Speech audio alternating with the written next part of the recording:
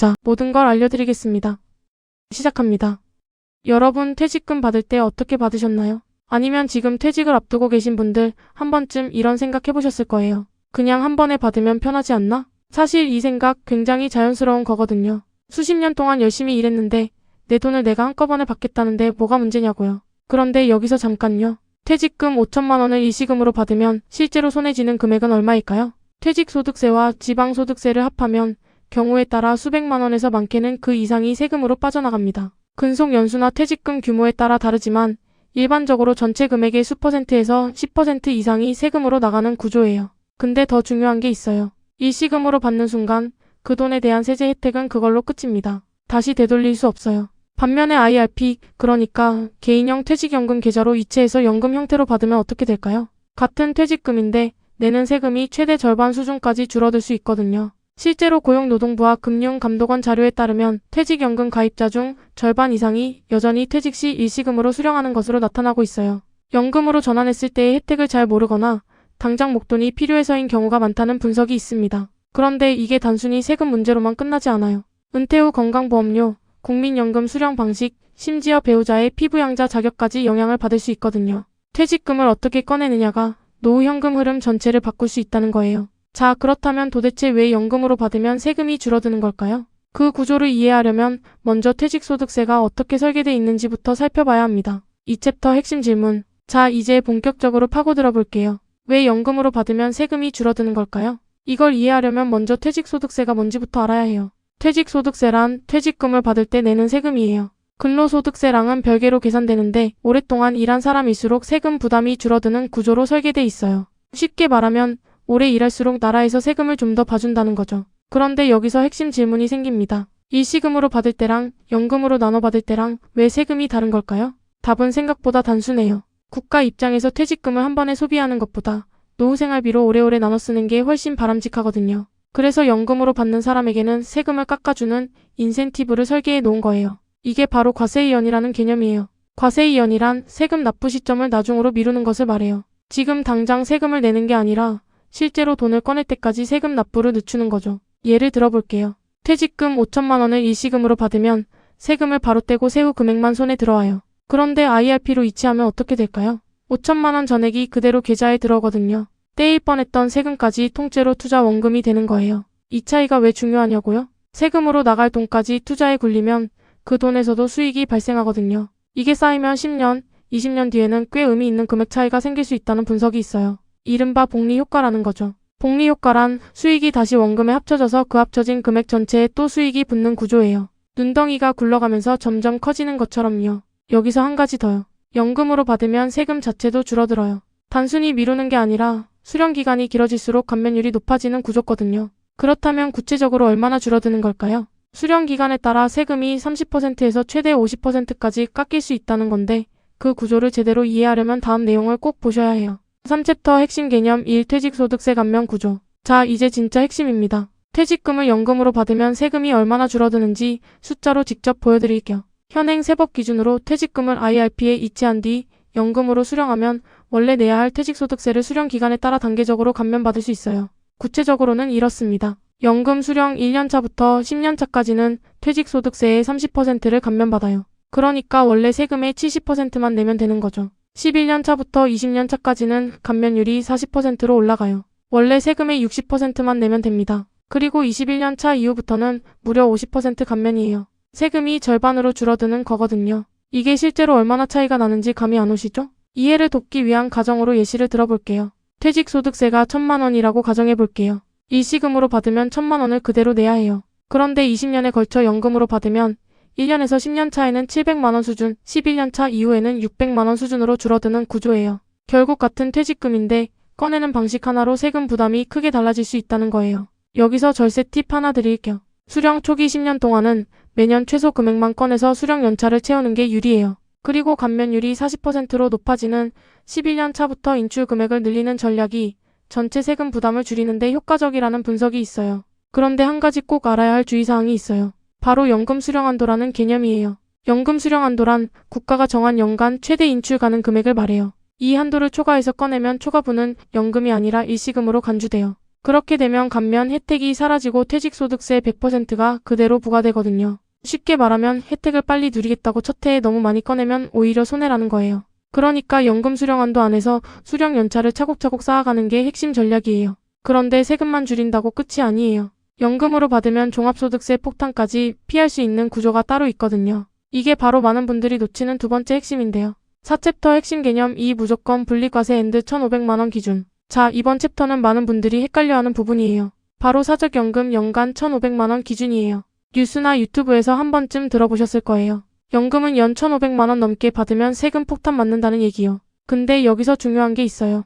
퇴직금을 재원으로 받는 연금, 즉 이연퇴직소득은 2,500만원 계산에 아예 포함되지 않아요. 이연퇴직소득이란 퇴직금을 IRP로 이체한 뒤 연금으로 꺼내는 금액을 말해요. 쉽게 말하면 퇴직금 원금을 나눠 받는 것이죠. 그러니까 퇴직금에서 나오는 연금은 얼마를 받든 종합소득세 합산해서 완전히 빠진다는 거예요.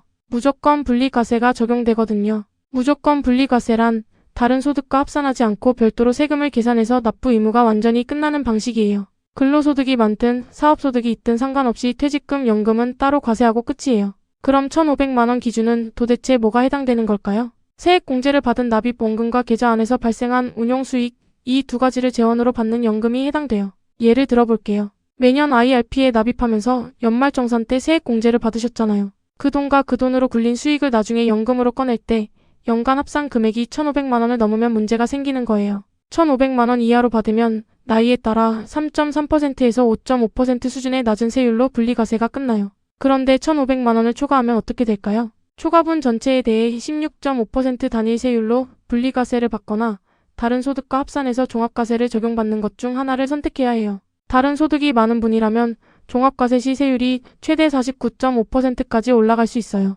이게 바로 세금 폭탄 얘기거든요. 그러니까 핵심은 이거예요. 세액공제 받은 연금은 월 125만원, 연 1,500만원 이하로 쪼개서 오래 받는 게 유리하다는 거예요. 반면 퇴직금 원금에서 나오는 연금은 이 한도와 무관하게 무조건 분리과세로 끝나니까 상대적으로 자유롭게 인출 전략을 짤 수 있어요. 정리하면 이렇습니다. 퇴직금, 연금은 1,500만원 기준 밖에 있어요. 세액공제 받은 연금은 1,500만원 안에서 관리해야 해요.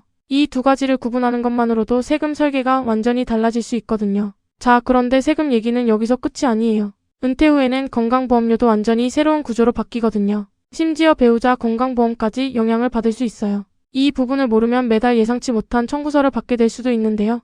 다음 챕터에서 바로 확인해 드릴게요.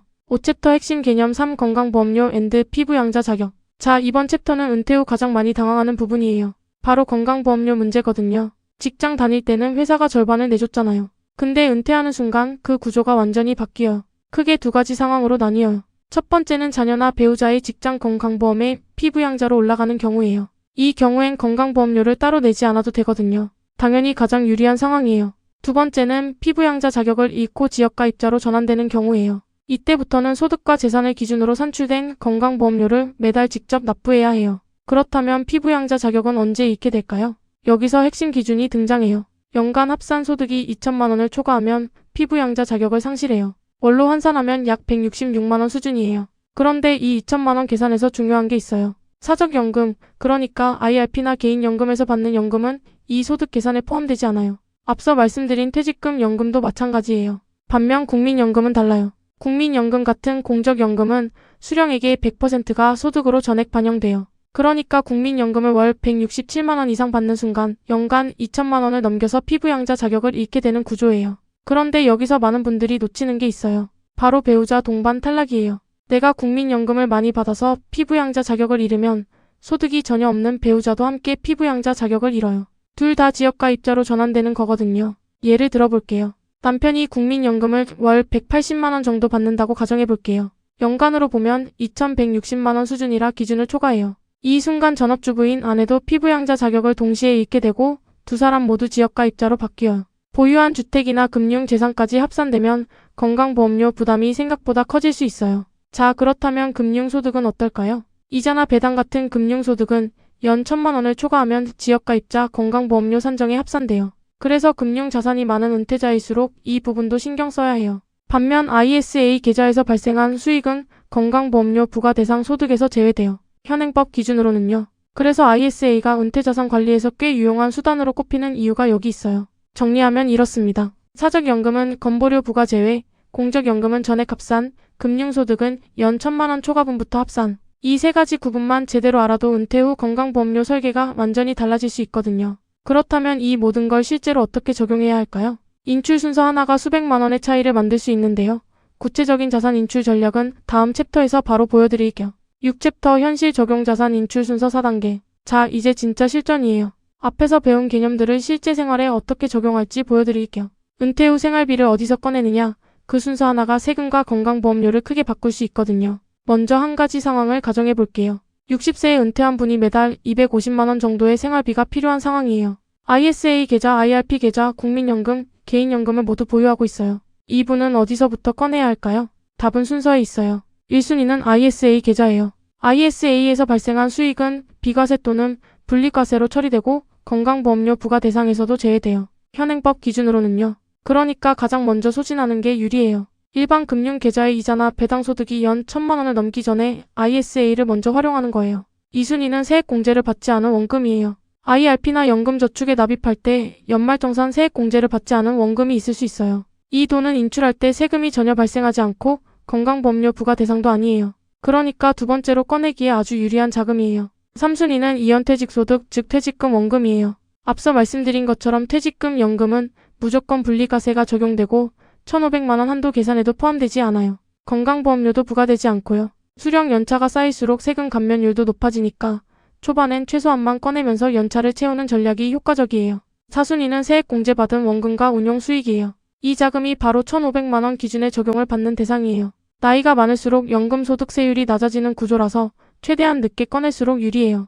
80세 이상이 되면 세율이 3.3% 수준까지 낮아지거든요. 그러니까 이 자금은 가장 마지막에 천천히 꺼내는 게 핵심이에요. 자, 그럼 실제로 돈의 흐름을 한번 추적해 볼게요. 월 생활비 250만 원이 필요한 은퇴자를 기준으로 가정해서 보여드릴게요. 1순위 ISA 수익에서 월 50만 원 수준 인출. 세금 없음, 건보료 영향 없음. 2순위 세액공제 미적용 원금에서 월 50만 원 수준 인출. 세금 없음, 건보료 영향 없음. 3순위 퇴직금 연금에서 월 100만 원 수준 인출. 퇴직소득세 감면 적용, 건보료 영향 없음. 4순위 세액공제 원금 운용 수익에서 월 50만 원 수준 인출. 연간 600만 원으로 1,500만 원 한도 안에서 관리. 이렇게 순서대로 꺼내면 연간 사적연금 수령액을 1,500만 원 이하로 유지하면서 건강보험료 부담도 최소화할 수 있어요. 반면 순서를 무시하고 세액공제 받은 연금부터 마구 꺼내면 어떻게 될까요? 1,500만 원을 초과하는 순간 16.5% 분리과세 또는 종합과세가 적용되고 다른 소득까지 합산되면 세금 부담이 급격히 커질 수 있어요. 결국 같은 자산을 가진 두 사람도 꺼내는 순서가 다르면 노후 현금 흐름이 완전히 달라지는 거거든요. 그렇다면 지금 당장 내가 실행할 수 있는 행동은 뭘까요? 7챕터 실전 행동 전략. 개념은 알겠는데 뭘 해야 할지 모르겠다는 분들 이 챕터 꼭 끝까지 보세요. 총 4가지예요. 첫 번째, 퇴직 전에 반드시 IRP 계좌를 먼저 만들어 두세요. 퇴직금은 퇴직 시점에 IRP로 바로 이체해야 과세 이연 혜택을 받을 수 있어요. 퇴직금을 일단 일반 계좌로 받은 뒤 나중에 IRP로 옮기는 건 불가능하거든요. 한번 일시금으로 받으면 그걸로 끝이에요. 그러니까 퇴직 예정이라면 지금 당장 IRP 계좌 개설부터 하세요. 은행, 증권사, 보험사 어디서든 만들 수 있어요. 계좌 개설 자체는 어렵지 않아요. 두 번째, 연금 수령 한도를 반드시 확인하고 그 안에서만 인출하세요. 앞서 말씀드린 것처럼 한도를 초과하면 감면, 혜택이 사라지고 퇴직소득세 100%가 그대로 부과돼요. 매년 인출 전에 해당 연도 연금 수령 한도를 꼭 확인하는 습관이 필요해요. 연금 수령 한도는 금융회사 앱이나 홈페이지에서 확인할 수 있고 모르겠으면 담당 창구에 직접 물어보는 게 가장 확실해요. 귀찮더라도 이 한 번의 확인이 수백만 원 차이를 만들 수 있거든요. 세 번째, ISA 계좌를 적극적으로 활용하세요. ISA는 개인 종합자산관리 계좌인데요. 계좌 안에서 발생하는 수익에 대해 비과세 또는 분리과세 혜택이 주어지고 현행법상 건강보험료 부과 대상에서도 제외돼요.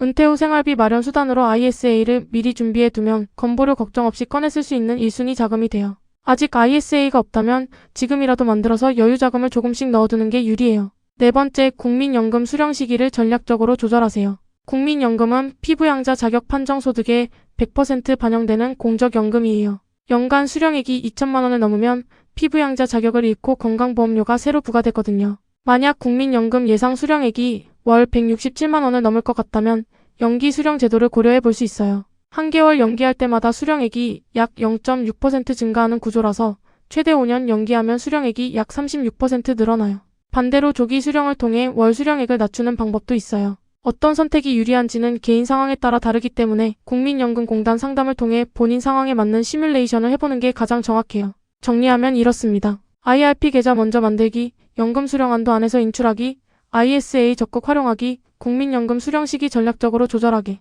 이 네 가지만 실행해도 은퇴 후 세금과 건강보험료 부담을 의미 있는 수준으로 줄일 수 있다는 분석이 있어요. 자, 그렇다면 이 모든 내용을 한 문장으로 정리하면 뭘까요? 마지막 챕터에서 핵심 인사이트와 함께 미래 전망까지 짚어드릴게요. 8챕터 결론 및 인사이트.